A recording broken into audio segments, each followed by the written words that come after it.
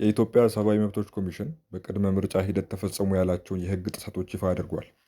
የኢትዮጵያ ሰብአዊ መብቶች ኮሚሽን ወይም ኢሰመኮ በሰባተኛው ሀገራዊ ምርጫ ቅድመ ምርጫ ሂደት ላይ አካሄድኩት ባለው ክትትል ተፈጸሙ ያላቸውን ጥሰቶች ይፋ አድርጓል። ጥቂት ሳምንታት በቀረው ምርጫ ላይ ኮሚሽኑ 55 የክትትል ቡድኖችን በማሰማራት አሰባሰብኩት ባለው መረጃ የደረሰባቸውን ግኝቶች ሚያዝያ 29 2018 ዓ.ም ይፋ አድርጓል። ኮሚሽኑ በምልከታው የሲቪክ ማህበረሰብ ድርጅቶች፣ የኢትዮጵያ ብሔራዊ ምርጫ ቦርድ የስራ ኃላፊዎች፣ የፖለቲካ ፓርቲዎች፣ የጸጥታ አካላት፣ የመንግስት የስራ ኃላፊዎችን ጨምሮ በርካታ አካላትን በማካተት ከትግራይ ክልል ውጭ ያሉ ሁኔታዎችን ያካተተ ክትትል ማድረጉን አስታውቋል። በ150 ምርጫ ክልሎችና በ1007 የምርጫ ጣቢያዎች ከዚህ ቀደም ተሰርቶ በማያውቅ መጠን ክትትል አድርጌያለሁ ብሏል።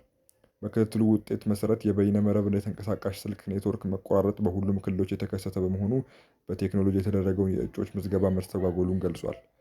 በእጩነት ለመመዝገብ የተመለመሉ አካል ጉዳተኛ የተፎካካሪ ፓርቲ አባላት አካል ጉዳታቸውን የሚገልጽ የሕክምና ማስረጃ ከመንግስት የጤና ተቋማት በአጭር ጊዜ እንዲያመጡ መጠየቅ፣ ማስረጃውን ለማግኘትም በመቸገራቸው የተመራጭነት ተሳትፏቸው ላይ መስተጓጎል መፈጠሩን አስረድቷል።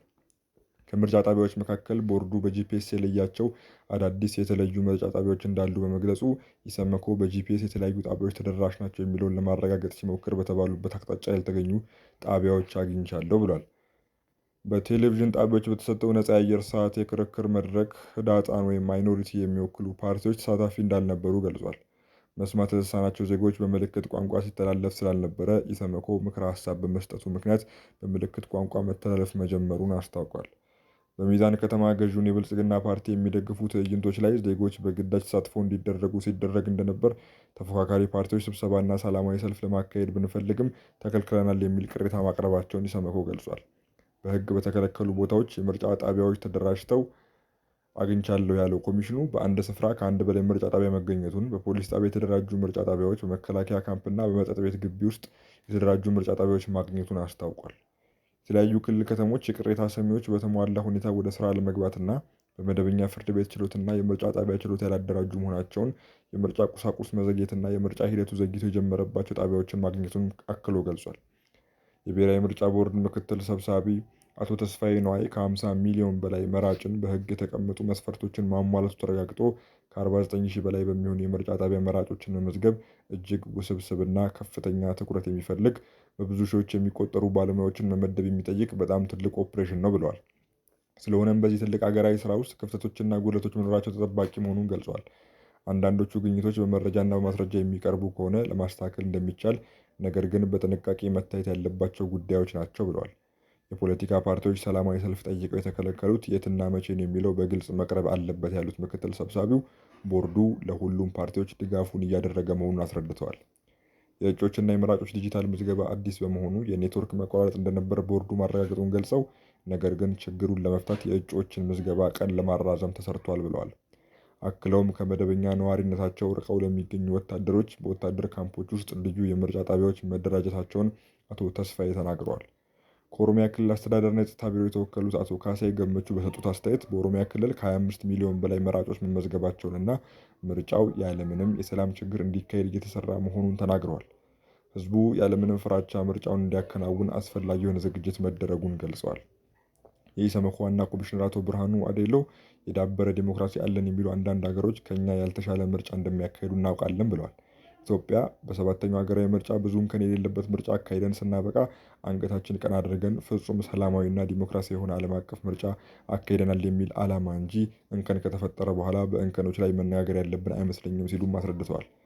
ሰባተኛውን ሀገራዊ ምርጫ በተመለከተ መደበኛ ቅሬታ እንዳልቀረበ ላረጋግጣላችሁ እፈልጋለሁ ያሉት ዋና ኮሚሽነሩ ምርጫ ቦርድ እንዲያደርጎኛል፣ ገዢው ፓርቲ እንዲያደርጎኛል፣ የጸጥታ አካል እንዲያደርጎኛል የሚል ቅሬታ እስካሁን ለኮሚሽኑ አልቀረበም ብለዋል።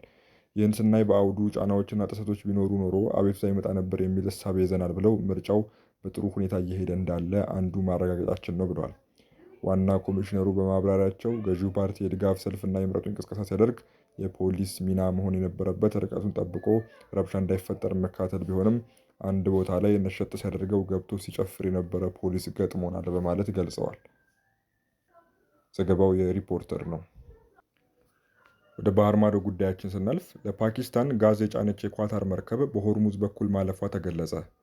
አሜሪካ ላቀረበችው የሰላም እቅድ የኢራንን ምላሽ እየተጠበቀ ሳለ ለፓኪስታን የተፈጥሮ ጋዝ የጫነች የኳታር መርከብ በሆርሙዝ ወሽመጥ በኩል ማለፏ ተገልጿል። አልካራይቲያት የተባለችው ይህች መርከብ ከኳታር ራስ ላዶፋን ተነስታ ወደ ፓኪስታን ቃሲም ወደብ እያመራች መሆኗ ተገልጿል። የኢራን ጦርነት ከተጀመረ ጊዜ አንስቶ የኳታር መርከብ በሆርሙዝ ወሽመጥ በኩል ሲያልፍ ይህ የመጀመሪያው ነው። ኳታር የተፈጥሮ ጋዙን አሜሪካንና ኢራንን በማሸማገል ውስጥ ላለችው ለፓኪስታን የሸጠችው የሁለቱ ሀገራት መንግስታት ያደረጉትን ስምምነት ተከትሎ ነው ተብሏል። ጉዳዩን በቅርበት የሚከታተሉ ወገኖች ኢራን የመርከቧን ጉዞ የፈቀደችው በፓኪስታንና ኳታር ረገድ ያለውን መተማመን ለማጠንከር ነው ብለዋል። ለሮይተርስ የዜና ወኪል አስተያየታቸውን የሰጡ ምንጮች በጋዝ እጥረት ክፉኛ የተጎዳችው ፓኪስታን በሆርሙዝ ወሽመጥ በኩል የተወሰነ የተፈጥሮ ጋዝ የጫኑ መርከቦች እንዲያልፉ ንግግር እያደረገች ትገኛለች። ኳታር ለፓኪስታን የተፈጥሮ ጋዝ ከሚያቀርቡ ሀገራት መካከል ቀዳሚዋ ስትሆን ኢራን ደግሞ በወሽመጡ በኩል መርከቡ እንዲያልፍ ለሁለቱ ሀገራት መንግስታት ይሁንታዋን መስጠቷ ተገልጿል።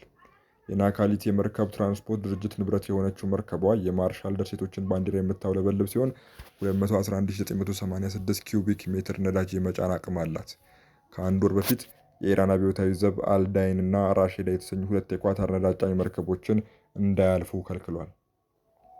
ከዚሁ ጋር ተያይዞ ዩኬ የጦር መርከቧን ወደ መካከለኛው ምስራቅ ላከች። ብሪታንያ ቅዳሜ ዕለት ኤችኤምኤስ ድራገን የተሰኘው የጦር መርከቧን ወደ መካከለኛው ምስራቅ ልካለች። የጦር መርከቡ ሁኔታዎች የሚፈቅዱ ከሆነ በርካታ ሀገራት ይሳተፉበታል ተብሎ በሚጠበቀው የሆርሙዝ ወሽመጥን ማስከፈት ላይ ሊሳተፍ ይችላል ተብሏል።